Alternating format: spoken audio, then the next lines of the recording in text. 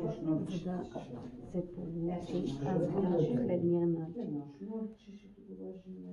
Защото предпочитам да го шия на ръка, отколкото на машина.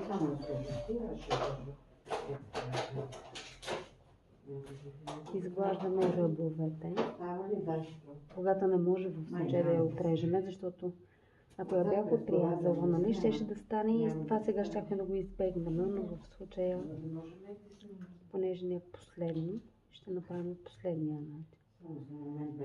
Така. Нещо ми се приплита конец, само че... Искам да вържа отзад... Една страна да го връзвам. Да, лента. И правим тук нямаше ли ластик? Не. И така до края на линията. Я, дечко, ела тук да те видя. Той се казва Божидар. Значи, Божидар, здраво. Да, Божидар, Божидар. Много красиво име.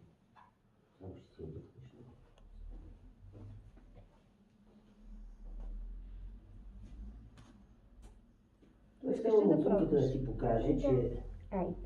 децата Аз захванах най-трудната част. Тук си хващаш, за да можеш да имаш опора. Искаш ли да ти държа, да ти помагам?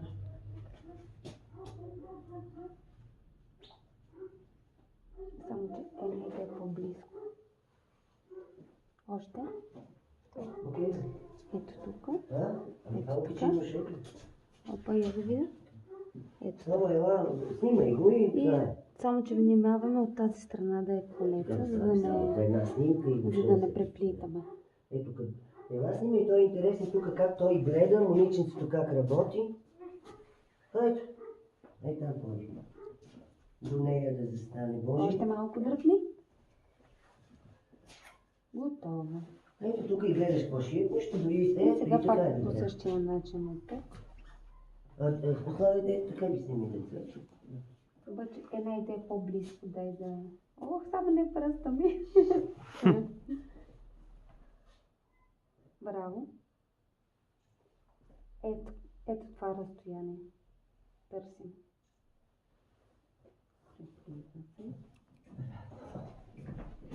Браво. Супер.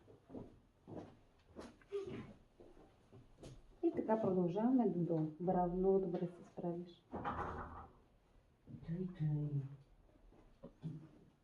Браво, виж, без да ти казвам, улучи точното разстояние.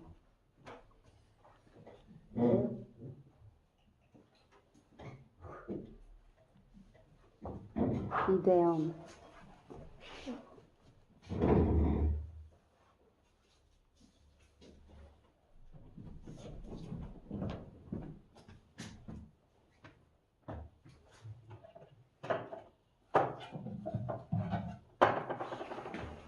Така, ето тук сега ще те помоля ти да държиш, да хванеш ти.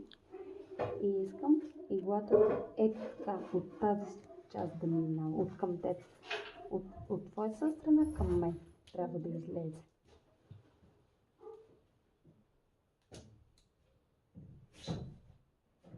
Браво, супер. Точно така.